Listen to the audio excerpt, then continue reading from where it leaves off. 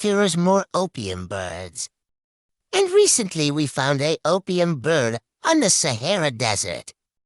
The new species of opium bird is called Cyrus. We found the desert. Opium bird on a rock called Sirius. And here's what it looks like. And now we have also discovered underwater one called Mariana and another one called Horus.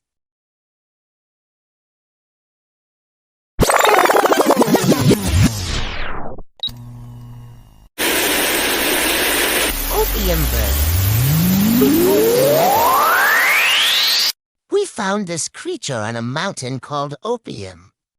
So far this creature is very big about 7.12 meters.